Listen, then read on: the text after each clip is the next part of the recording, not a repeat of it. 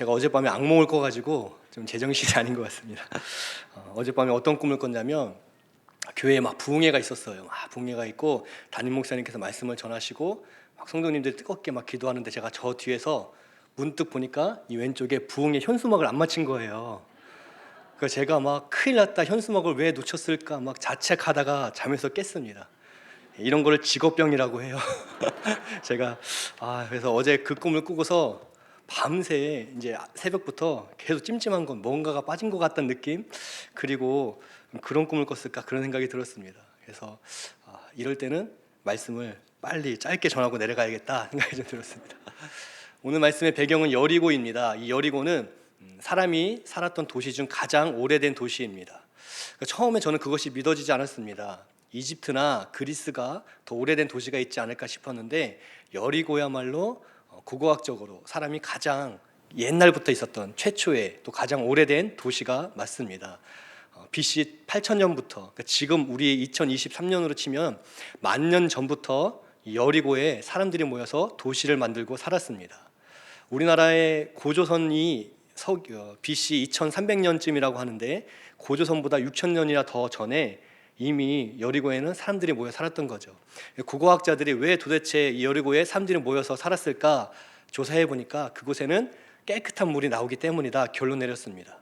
그러니까 이곳 여리고는 앞으로는 요단강이 흐르고 뒤로는 시험산이라고 하는 높은 산이 있습니다. 그러니까 예수님께서 사탄한테 시험 받을 때 있었던 그 가장 높은 산이 이 여리고 뒤에 있는 산인데, 그렇게 가파른 산이 있고, 그러니까 뒤에서 공격해올 적이 없고 앞에는 물이 있고 또 그 여리고 중앙에는 깨끗한 물이 지금도 하루에 수십 톤 이상이 나오고 있습니다.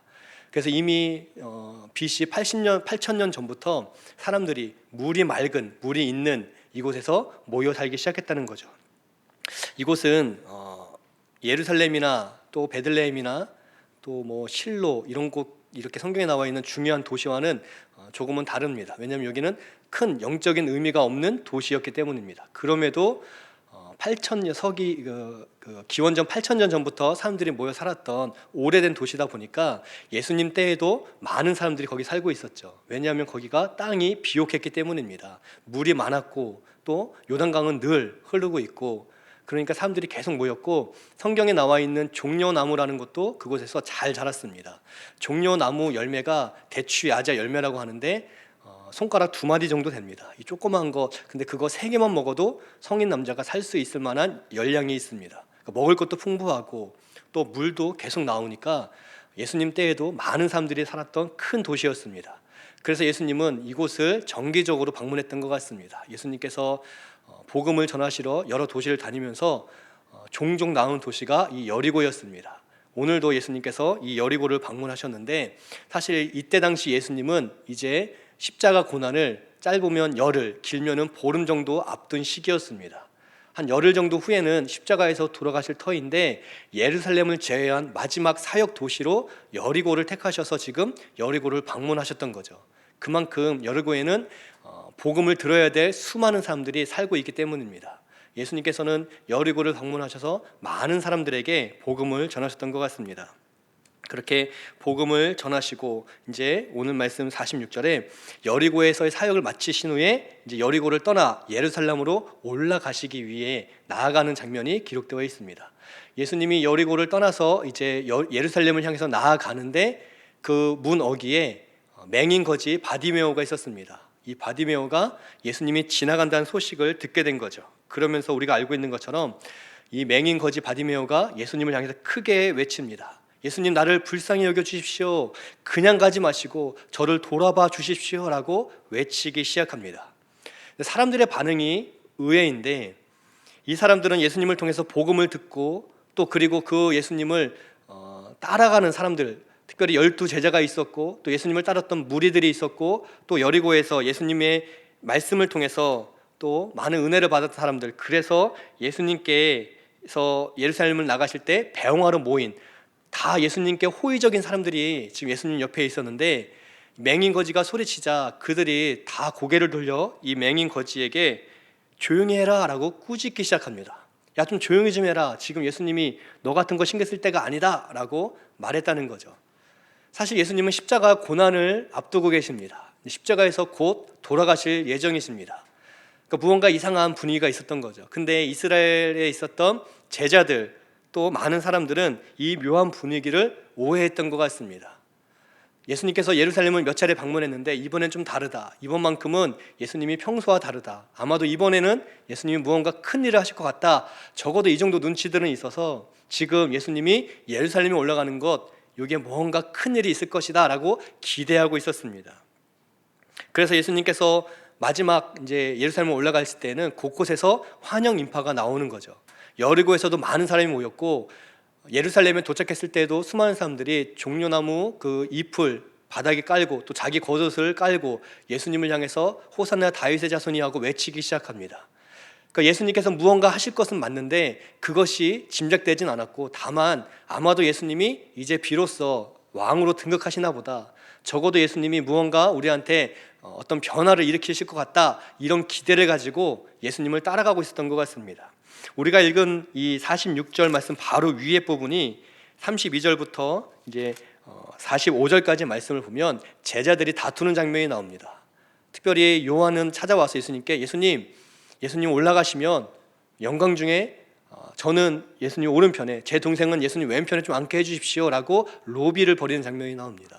그러니까 예수님께서 십자가 지시기 직전인데 제자들은 여전히 우리가 얼마나 높은 자리에 앉을 것인가, 농공행상, 우리가 얼마나 큰 공을 세웠는지 서로 다투기 시작했습니다.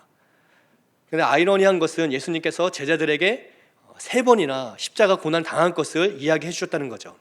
내가 이제 예루살렘에 가면 십자가의 고난을 당할 것이고 죽을 것이다. 그렇지만 3일 만에 살아나리라 3번이나 제자들에게는 일러주셨습니다. 3번 연속으로 들었던 제자들이었지만 여리고성 바로 직전까지도 이들은 싸우고 있었습니다. 예수님이 높은 자리에 올라가면 내가 왼쪽에, 내가 오른쪽에, 나름대로 우리가 큰 공을 세웠으니 우리 나름대로 역할을 하자라며 싸우고 다투고 자기들끼리 논쟁했습니다. 왜 그랬을까요? 그토록 예수님을 따라다니고 예수님께서 직설적으로 십자가 고난을 말씀하셨지만 제자들은 여전히 듣고 싶은 메시지만 들었고 보고 싶은 것만 보았기 때문입니다. 예수님이 일러주셔도 정확하게 말씀하셔도 그것을 귀담아 듣지 않았습니다. 무언가 예수님이 이번에는 다르다, 이번에는 무언가 예수님이 큰일을 하실 것 같은데 우리가 이때 더 예수님께 충성해서 높은 자리 좀 앉자, 이런 생각들이 제자들 가운데는 만연했다는 거죠. 제자들뿐만이 아니라 이스라엘 전역에서 예수님의 소문을 들은 사람들이 아마도 그런 짐작들을 했던 것 같습니다. 그래서 여리고에서도 그렇게 많은 사람들이 모였고 예루살렘에서도 수많은 인파가 예수님이 입성하실 때에 환영하고 나왔던 거죠. 이번만큼은 예수님이 무언가 다른 어떤 특별한 계획을 이루실 것이다, 적어도 다윗 왕조의 찬란한 시대를 아마도 예수님을 통해 재건하실 것이다, 이런 기대들이 있었던 것 같습니다. 그렇게 사람들이 헛된 꿈을 가지고 예수님을 따라오고 있었기 때문에 지금 맹인거지 바디메오가 예수님 나를 불쌍히 여겨주세요 라고 외쳤을 때 그들은 그 맹인거지를 향해서 고개를 돌려 야 조용히 해라, 예수님 큰일 하실 분이다, 예수님 거룩한 일을 하셔야지 지금 너 같은 사람에게 할애할 그런 시간이 없다 라면서 지금 그들이 이 맹인거지를 꾸짖고 잠잠하라, 조용해라 소리치고 있음을 성경이 기록하고 있습니다. 이 사람들의 말은 반은 맞았죠. 예수님은 지금 거룩한 일을 앞두고 있습니다. 그런데 이 거룩한 일은 사람들은 세상에서의 성공, 높은 자리에 앉는 것, 무언가 쌈박한 어떤 변화를 일으킬 그런 것들을 기대했지만 하나님의 생각하신, 하나님의 말씀하신 거룩은 그런 게 아니었습니다. 예수님을 통해 이루고자 하는 거룩한 일은 바로 이 바디메오 같이 소외되고 낙심하고 또 아무도 돌보지 않은 영혼, 그 영혼을 살리는 것, 구원하는 것, 거기에 하나님의 거룩하신 뜻이 있었다는 거죠.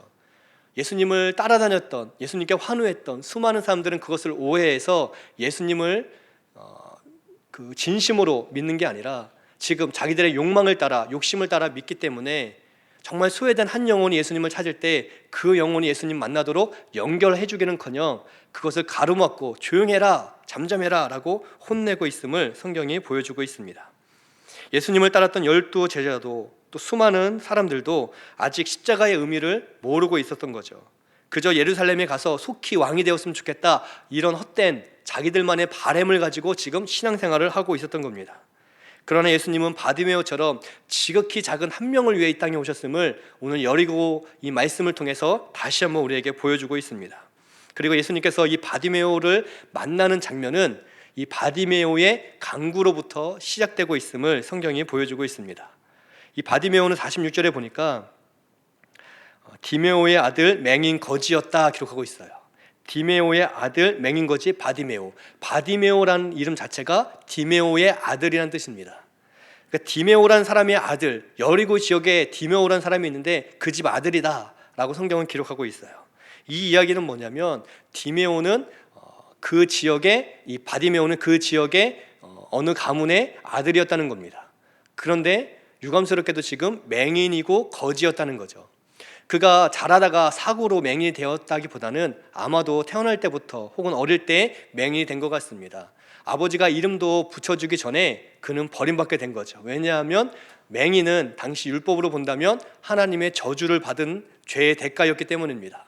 그래서 아들을 낳았지만 맹인이고 소경인 걸 보면서 이 아이가 죄가 있었구나, 이 아이가 죄 중에 잉태되었구나. 그래서 그 아이들을 분명히 디메오라고 하는 아빠가 있음에도 불구하고 그 가족이 보듬어주지 않고 내버렸다는 거예요.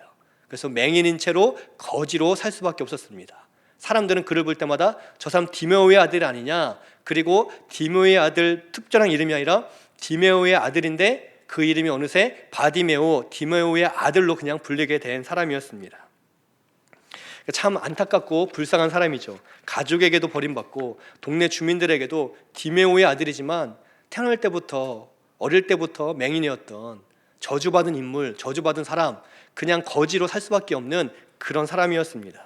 그런데 그런 바디메오가 어느 날 여리고 문 앞에 앉았다가 예수님이 지나가신다는 소문을 듣고 소리를 친 거죠. 다윗의 자손 예수여 나를 불쌍히 여기소서라고 그가 외치기 시작했습니다. 그가 예수님의 이름을 부르기 시작했다는 거예요. 맹인인 것도 억울하고 거지인 것도 비참한 신세였습니다. 그렇지만 예수님은 지금 내 상태를 고쳐주실 유일한 분이다라는 믿음이 이 바디메오에게는 있었다는 거죠. 그는 자포자기하지 않았습니다. 맹인이고 거지였고 또 지금까지 수십 년 부모님에게도 버림받아 살고 있었지만 그러나 그는 희망과 소망을 갖고 살았다는 거죠. 그가 자포자기했다면, 내 인생 실패했다라고 그냥 그가 확정된 상태로 살았다면 예수님이 지나가건 말건 그냥 그는 구걸하고 끝냈을 겁니다. 그렇지만 바디메오는 한 가지 소망이 있었습니다. 내 눈을 분명히 하나님이 또 예수님이 고쳐줄 거란 소망이 있었습니다. 그래서 예수님이 지나가신다는 소문을 듣고 그는 그 한 번의 기회를 잡기 위해 예수님의 이름을 부르고 있는 거죠. 당시에는 예수님이 이 지역을 지나가는 경우가 흔치는 않았습니다. 그리고 바디메오 입장에서는 첫 번째 예수님을 만나는 장면입니다. 오늘 예수님을 만나고 그 예수님이 내일, 모레 온다는 보장이 없었습니다. 그래서 바디메오는 목이 터져라 예수님께 외치고, 예수님 나를 돌아봐 주십시오, 나를 불쌍히 여겨주십시오, 나를 도와주십시오라고 외쳤다는 거죠. 지금 아니면 은혜 받을 수 없습니다. 지금 아니면 응답받을 수 없습니다. 바로 지금 유일한 이 한 번의 기회를 제가 잡기를 원합니다 라고 외쳤다는 거예요. 그 한 번의 기회를 놓치지 않았다는 거죠. 우리가 반성할 수 있다면 반성할 수 있는 지점이 여기에 있습니다. 우리는 매일 기도할 수 있습니다. 우리는 매일 주 앞에 나올 수 있습니다. 저녁에 수요일, 금요일에 기도회가 있습니다. 새벽에도 기도회가 있습니다. 낮에도 언제든 교회에 오면 잠잠히 또는 부르짖어 기도할 수 있는 공간이 얼마든지 있습니다. 우리는 언제든 예수님을 찾으면 예수님을 만날 수 있는 시대에 살고 있습니다. 그럼에도 우리가 기도하지 않고 주 앞에 나오지 않는다면 우리는 직무유기일 수 있습니다. 바디메오는 딱 한 번 예수님을 만날 기회를 만난 것입니다. 이 한 번의 기회를 그는 놓치지 않았습니다. 이 기회를 놓치면 다시는 예수님을 만날 수도 없는 상황인 것을 알았습니다. 딱 한 번의 기회였지만 그는 다음 주에, 한 달 뒤에, 다음번에 내가 지금 바쁘니까, 내가 지금 할 일이 많으니까, 특별히 기도하지 할 일이 없는데 다음에, 나중에 이렇게 미루지 않았습니다. 지금 예수님을 만날 딱 한 번의 기회가 유일하게 있는 그 기회를 이 바디메오는 지금 잡고 있었다는 거죠. 그래서 예수님을 향해서 소리치고 외치고 있었습니다. 그리고 또한 우리가 이 바디메오를 통해서 배울 점이 한 가지 더 있는데, 바디메오가 그렇게 외칠 때 그에게는 강구하는 것을 막는 방해 요소들이 있었다는 거죠. 그는 맹인 거지였습니다. 동네 사람들도 외면했죠. 하나님의 저주다, 하나님의 징계다, 이런 이야기를 어릴 때부터 듣고 자라지 않았겠습니까? 근데 그 편견, 사람들의 편견이 하나님께 간구하는 것을 막을 수도 있습니다. 하긴 뭐 내까짓 게 뭐 기도한다고 되겠어라는 편견. 이거는 하나님이 나에게 나 망하라고 지금 주신 일인데 뭐 기도한다고 되겠어, 하나님이 도와주시려면 여기까지도 안 왔겠지라는 편견. 지금 바디메오가 자라면서 그가 억울하고 마음이 상하는데, 근데 사람들은 그것을 향해서 너 저주받은 거다, 너 징계받은 거다. 근데 바디메오는 적어도 이것은 하나님의 징계가 아니다, 이것은 하나님의 심판이 아니다, 내가 눈이 보이지 않는 건 안타까운 일이지만 하나님이 나를 저주해서 내가 눈을 먼 게 아니다, 하나님은 내 눈을 뜨게 하시는 분이고 나를 고쳐주는 분이지 내 눈을 가로막는 분이 아니다라는 소신과 믿음이 있었다는 거죠. 또한 그는 예수님의 이름을 외쳐 부를 때에 사람들이 조용히 좀 해라 라고 사람들이 핀잔을 주었습니다. 사람들이 반대하고 방해했습니다. 다른 사람도 아니고 맹인 거지인 주제에 네가 뭐 한다고 기도한다고 간구한다고 지금 부르고 있냐, 좀 조용히 좀 해라, 예수님이 어떤 분인지 아냐 라면서 사람들이 방해했습니다. 그때 바디메오가 48절에 많은 사람들이 꾸짖어 잠잠하가 할수록 더욱 크게 소리 질렀다 기록하고 있습니다. 다윗의 자손이여 나를 불쌍히 여겨 주십시오라고 더 크게 외쳤다는 거예요. 왜냐하면 이 바디메오의 눈을 뜨게 하실 분은 예수님이지 이 사람들이 아니기 때문입니다. 사람들의 말에 귀 기울 이유가 하나도 없었습니다. 이 사람들이 내 눈을 열어줄 것이 아니기 때문에, 예수님만이 내 눈을 열어주는데 이 사람들이 뭐라고 하건 핀잔을 하건 비아냥을 거리건 손가락질을 하건 그건 아무 문제가 되지 않았습니다. 왜냐하면 예수님이 나를 보는 게 중요하지 이 사람들이 지금 맡고 있는 게 중요하지 않기 때문에. 그래서 나에게 답을 주실 예수님을 향해서 그는 또 부르짖기 시작한 거죠. 우리가 기도하고 싶어도 방해하는 것들이 있습니다. 교회 나오고 싶어도 방해하는 요소들이 있을 수 있습니다. 상황이 여의치 않고 여건이 여의치 않을 때가 있습니다. 때때로 사랑하는 가족들이 하나님께 나오는 것을 막을 때도 분명히 있습니다. 바로 그것을 이겨내야 된다는 거죠. 이겨내야 된다는 것은 싸우는 것을 의미하는 게 아닙니다. 싸워서 이기는 그 방법이 아니라는 거죠. 지금 이 바디메오는 사람들과 같이 싸우지 않았습니다. 사람들이 막고 야 조용히 좀 해라, 니까짓 게 뭐라고 예수님을 부르냐 할 때 너는 또 뭔데, 네가 내 고통 아냐고, 네가 내가 얼마나 억울한지 아냐고, 내가 얼마나 비참한지 아냐고, 네가 뭔데 내 앞길 막냐고, 네가 뭔데 내가 예수님께 나가는 거 막냐고 사람들과 싸우지 않았다는 거예요. 우리는 싸우느라 예수님을 놓칠 때가 많습니다. 신앙생활하면서 예수님을 왜 놓치느냐, 왜 은혜의 자리를, 기도의 자리를 놓치느냐, 사람들과 싸우기 때문에. 그러나 바디메오는 싸우지 않았습니다. 싸우지 않고도 이겼습니다. 사람들이 방해할수록 그는 더 크게 소리질러 예수님을 불렀습니다. 예수님께 집중했다는 거죠. 다툼의 여지가 있을 때 다투지 않고 예수님을 바라보는 것, 예수님께 집중하는 것, 예수님께 더 크게 부르짖는 것이 이기는 방법인 것을 바디메오가 보여주고 있습니다. 우리 역시 그러기를 축복드립니다. 우리가 하나님 앞에 나와 예배드리고 기도하는 것을 방해하는 요소들, 여건들이 있기 때문에 더 크게 기도하고 더 크게 주님께 집중해야 한다는 거죠. 사람들이 혹 우리를 오해해서 판단하고 또 잘못 알아서 우리에게 찾아와 우리의 입을 막으려고 하고 내 어떤 의견을 막으려고 할 때 그들과 싸우는 게 아니라, 그렇기 때문에 더 기도의 자리, 예배의 자리, 은혜의 자리를 지켜나갈 수 있는 결단이 있어야 된다는 거예요.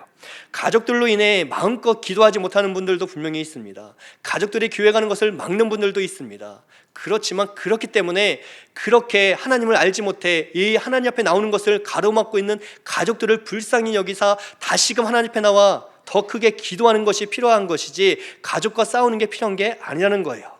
우리는 싸울 이유가 하나도 없습니다. 싸우는 게 아니라 기도하고 주님을 바라보기에도 시간이 부족하기 때문에 그렇습니다. 바디메오가 사람들의 말에 귀 기울이지 않은 건 굉장히 지혜로운 일이었습니다. 사람들 말 듣고 입을 다물었다면 그는 은혜 받지 못했습니다. 사람들에게 그러면 내가 어떻게 눈을 뜨겠냐고 사람들의 방법을 구했다면 사람들은 그에게 그 방법을 제시해 줄 수 없습니다. 우리가 신앙생활을 하면서 다른 사람들의 말을 귀담아 들을 필요는 있지만 그것 때문에 예배의 자리, 기도의 자리가 막혀서는 안 되는 이유는 사람들이 우리에게 답을 주는 게 아니라 하나님이 우리에게 답을 주시기 때문에 그렇습니다. 그래서 우리는 바디메오처럼 기도를 방해하고 간구를 방해하고 하나님께 나오는 것을 방해하는 요소들이 많을수록 더 크게 주의 이름을 부르고 주님께 집중해야 될 줄을 믿습니다. 그렇기 때문에 바로 그런 마음으로 나온 바디메오를 예수님이 사랑하시고 불쌍히 여기셔서 51절에 예수님이 찾아와 말씀하십니다.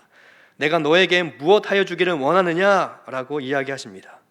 그때 바디메오가 고백합니다. 선생님, 내가 보기를 원합니다. 내가 눈뜨기를 원합니다. 고백하고 있습니다. 여러분, 이건 위대한 신앙의 고백입니다. 왜냐하면 바디메오는 예수님은 내 눈을 뜨게 할 수 있습니다라는 믿음이 있었기 때문에, 예수님 원하시면 내 눈은 지금 당장 뜰 수 있습니다라고 그는 믿었기 때문에 그 신앙 고백 위에 주여 나를 눈뜨게 하소서라고 고백하고 또 간구하고 요청할 수가 있었던 거죠. 우리가 예수님을 향한 믿음의 고백, 신앙의 고백 위에 마음의 소원을 담을 때에 하나님께서 연락하시는 기도가 됩니다. 그냥 믿음 없이, 신앙 없이 기도 제목을 나열한다고 기도가 아니라, 이것은 분명히 하나님께서 하실 수 있고 하나님 원하시면 나에게 이런 걸 베풀어 줄 수 있음을 분명히 믿기 때문에, 그 신앙의 고백 위에 우리가 우리의 간구를 아뢰드릴 때 하나님은 넘치는 은혜와 복으로 채워주심을 믿습니다. 지금 바디메오는 그렇게 구체적으로 하나님께 요청하고 있습니다. 내 눈 뜨기를 원합니다 라고 말하고 있죠. 구체적으로 기도할 때 구체적인 응답이 있습니다. 우리의 기도가 왜 구체적이어야 되냐면, 구체적일수록 하나님께서 상세하게 구체적으로 우리 가운데 역사하기 때문에 그렇습니다. 또한 구체적인 기도 제목이 있다는 것은 평소에 기도하고 있음을 증언해 주는 것입니다. 평소에 기도하는 사람만이 구체적으로 기도할 수가 있습니다. 만약 우리가 기도하지 않는다면, 오늘 갑자기 이 시간 예수님이 찾아와 오늘 내가 너에게 무엇 해주기를 원하느냐 할 때 우리가 함부로 답할 수가 없습니다. 만약 기도하지 않는다면, 그럼에도 예수님이 찾아와서 내가 너에게 무엇 하게 해주기를 원하느냐 할 때 여러분 무엇이라 답하겠습니까? 예수님, 죄송한데 내가 좀 생각해보고 내일쯤 말씀드리면 안 될까요? 내가 집에 가서 가족들과 상의하고 뭐가 필요한지 상의한 후에 카톡 하나 보내드리겠습니다. 그렇게 하지 않을까요? 근데 바디메오는 그러지 않았습니다. 예수님, 내가 눈뜨기를 원합니다 라고 그가 구체적으로 예수님의 물음에 답했습니다. 왜냐하면 바디메오는 평소에 하나님의 은혜를 사모하고 늘 마음의 소원을 갖고 있었기 때문에, 눈뜨기를 원하는 이 소원이 흔들림 없이 하나님께 고백하고 읊조리는 신앙이 있었기 때문에, 그는 예수님이 물어보셨을 때 담대하게 망설임 없이 직접적으로 예수님, 내 눈뜨기를 원합니다라고 고백할 수가 있었다는 거죠.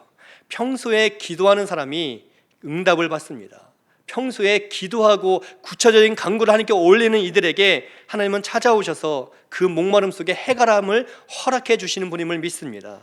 특별히 예수님께서 이 바디메오를 부르실 때에, 바디메오를 나에게 불러오라 하실 때에 예수님이 부른다는 소식을 듣자 바디메오는 그의 옷을 벗어 던지고 나아갔다 기록하고 있습니다. 50절 말씀을 보니까 맹인이 겉옷을 내버리고 뛰어 일어나 예수님께 나아왔다. 막혀 있었는데 예수님이 저 바디메오를 불러라 하니까 겉옷을 버리고 뛰어갔다 기록하고 있습니다. 이스라엘의 옷은 통으로 된 옷입니다. 상의 하의가 있는 게 아니라 한 벌 옷입니다. 그러니까 마치 치마처럼, 원피스처럼 그렇게 한 번은 입는 옷인데 그것을 다 버리고 나갔다는 거예요. 바디메오가 예수님의 부르심 앞에 옷을 버린 것은 우리에게 한 가지 교훈을 주고 있습니다. 사실 이 옷은 이스라엘 날씨로부터 몸을 보호해주는 유일한 바디메오가 갖고 있는 재산입니다.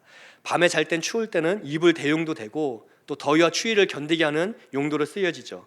이 통으로 된 옷을 다 버렸다는 건 지금 속옷 하나만 입고 예수님께 달려간 거예요. 사람들이 볼 때에는 저 바디메오 저거 무식한 녀석, 저 바보같이 저 옷도 다 버리고 또 남사스럽게 옷은 왜 벗고 가냐라고 말했을 가능성이 큽니다.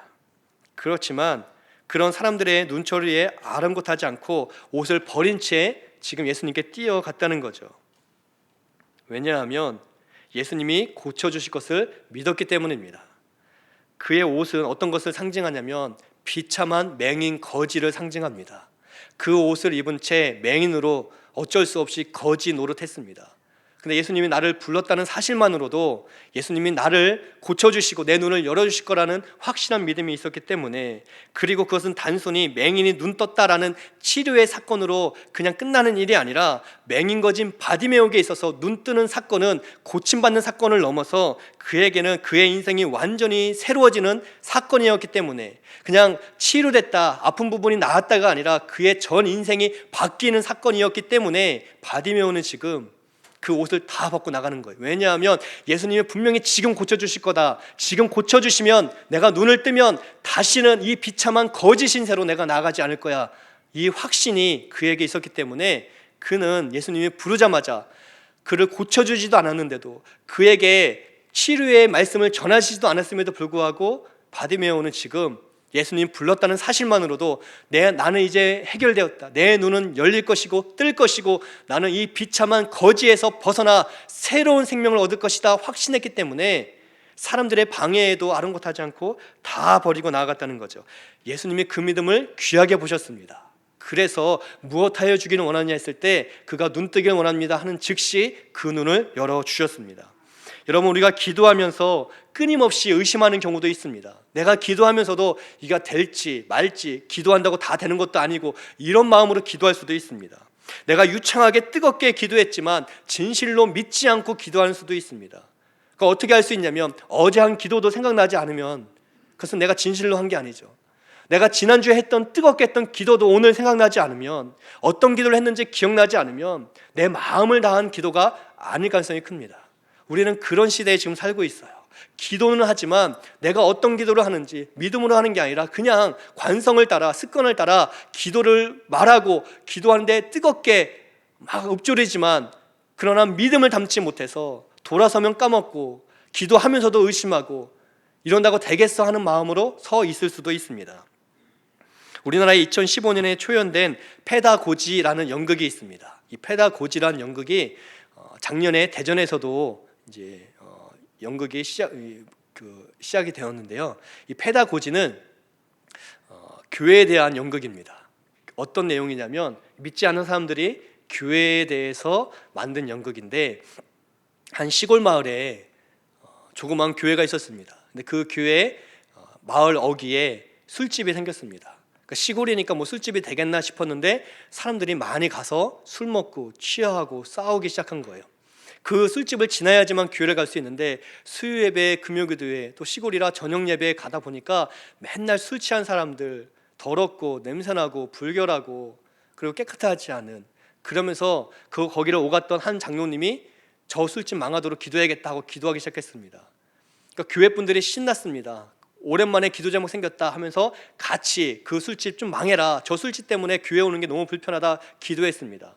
불과 몇 개월 안 돼서 정말 술집이 망했습니다. 술집 주인이 소송을 건 거예요. 우리가 망한 건 저 교회가 기도해서 망한 거다라고 술집 주인이 재판에 소송을 걸었습니다. 판사가 물어봅니다. 술집 주인에게, 아니 장사가 안 돼서 망한 거 아닙니까? 아닙니다. 우리는 계속 잘 됐습니다. 그런데 저 교회 장로님과 권사님들이 기도하기 시작하더니 그때부터 손님이 떨어져 나가고 술맛이 변하고 사람들이 안 오기 시작하면서 망했습니다. 기도 때문에 망했습니다. 판사가 물어봅니다. 교회를 대표하여 장로님, 권사님께 여기에 대해서 어떻게 생각합니까? 아니 판사님, 좀 생각 좀 해보십시오. 기도한다고 망하겠습니까? 우리 교회 다니까 그냥 기도한 거지 그 기도한다고 그렇게 되면 우리가 이렇게 살겠습니까? 그 기도와 상관없어요. 저 술집이 잘못해서 망한 거지. 아니 기도는 하셨잖아요. 교회가 기도하지 뭐 하겠습니까? 기도는 하는데 그걸로 된 게 아닙니다. 그리고 결론적으로 그 판사가 어떻게 판결을 내리냐, 술집 주인 믿음 좋음, 교회 장로님, 권사님 믿음 없음, 이것은 하나님께도 책임이 있으니 손해배상은 하나님께 가서 직접 받도록 한다. 쾅쾅쾅이 이 페다고지란 연극의 내용이에요. 참 씁쓸하죠. 열심히 뜨겁게 기도했던 교회는 믿지 않아서, 그러나 술집 주인은 저들이 기도해서 내가 망했다라고 오히려 믿었다는 이야기입니다. 근데 이런 일들은 많이 있죠. 베드로가 옥에 갇혔을 때 초대교회가 열심히 뜨겁게 기도했지만 기도의 결과 베드로가 풀려났을 때 사람들은 베드로가 왜 풀려나냐, 혹시 유령 아니냐라고 의심했습니다. 근데 이것은 우리들의 모습일 수 있다는 거예요. 근데 바디메오는 그러지 않았습니다. 바디메오는 예수님이 바디메오를 부르시자마자 확신했습니다. 믿음을 갖고 내가 말하지 않았지만, 그리고 예수님이 아직 말씀하지 않았지만 나는 이미 고쳐졌다라는 믿음을 갖고 옷을 버린 채 예수님께 나아갔습니다. 예수님은 나를 고쳐주신다. 예수님은 나를 그냥 두지 않는다. 예수님은 옷을 버리고, 예수님 때문에 내가 옷을 버리고 이제는 이전 삶으로 돌아가지 않고 새로운 삶, 새 생명 가운데 나아간다. 그가 결심하고 결단하고 확신하며 예수님께 나아갔습니다. 그래서 예수님이 그를 고쳐주신 거죠. 예수님께서 52절에 그를 고쳐주시면서 가라, 내 믿음이 너를 구원했다라고 확실하게 증명해 주셨습니다. 너의 믿음이 너를 구원한 거야, 이제 돌아가라. 그런데 바디메오가 말을 듣지 않습니다. 52절 마지막에 보니까 가지 않고 그가 곧 보게 되자마자 예수를 길에서 따라갔다 기록하고 있습니다. 예수님은 가라라고 하셨어요. 이제 가라, 회복됐으니 가라라고 했는데 바디메오는 가지 않고 예수님을 따르는 사람이 되었습니다. 왜 안 가고 예수님을 따라갔을까요? 이게 은혜 받은 자의, 응답 받은 자의 올바른 모습이기 때문에 그렇습니다. 하나님의 은혜를 받고 다시 내 욕심을 따라 돌아서 살아간다면, 그리고 힘들 때만, 어려울 때만, 그때만 하나님을 기억하고 나가 찾는다면 그것도 하나님은 응답하시지만 그것은 하나님 보시기에 아름다운 믿음이 아닐 수 있습니다.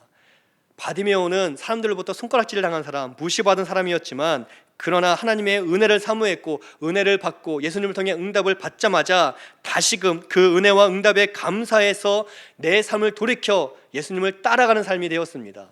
바디메오가 꿈꾸었던 새 생명은 여기에 있었습니다. 그의 눈이 고쳐지면 나는 이제 거지가 아니고 당당하게 내가 이 여리고에서 다시금 디메오의 아들로서 이제 내 이름 갖고 살겠다가 아니라 예수님을 통해 얻은 이 놀라운 은혜 앞에 나는 예수님을 위해 새로운 삶을 살 것이다 라는 확신 가운데 그는 나아갔던 거죠.